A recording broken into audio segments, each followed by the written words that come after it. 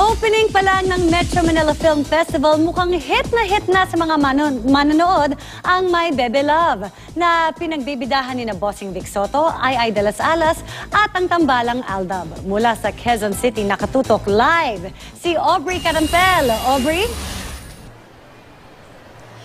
Dinumog ng mga manonood ang mga sinihan ngayong araw ng Pasko para sa pagbubukas ng Metro Manila Film Festival.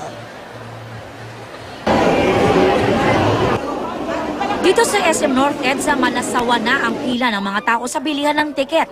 Ang pinakapatok sa takilya, ang pelikulang My Bebe Love, #KiligPaMore, na pinagbibidahan ni na Bossing Vic Soto, Ay de las Alas, at ang phenomenal love team na Aldab, ni na Alden Richards at Maine Mendoza. Ang mag-inang sina Eva at Marie, may suot pang Alden and Maine headbands papasok ng sinihan. Di naman daw talaga nila ugaling manood ng pelikula kapag Pasko. Pero iba raw ngayong taon. First time ever. Ngayon lang. Dahil Kay Bebe Love. ang ilan naman bit-bit ang buong pamilya. Tulad ni Mang Charlie na galing pang Rizal. Magandang performance. KiligPaMore.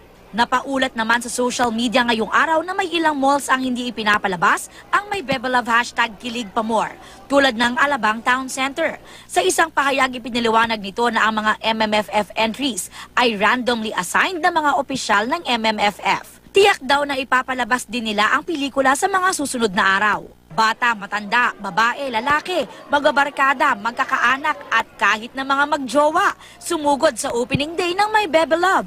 Ang lahat nakangiting lumabas ng sinihan. Kinig sa Aldab! Ang gwapo ni Alden, tsaka ni Men, ang ganda! Sulit po! May part 2 daw! Sulit! Bibili ulit ang ticket. May nakita pa kaming Little Yaya Dab. Idol mo ba si Yaya Dab? Opo.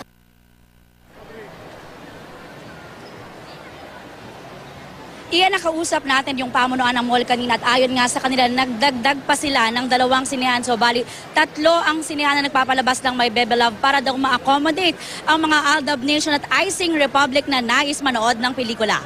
Balik sa'yo, Iya, at Merry Christmas sa inyong lahat dyan. Merry Christmas at maraming salamat, Aubrey Carampel.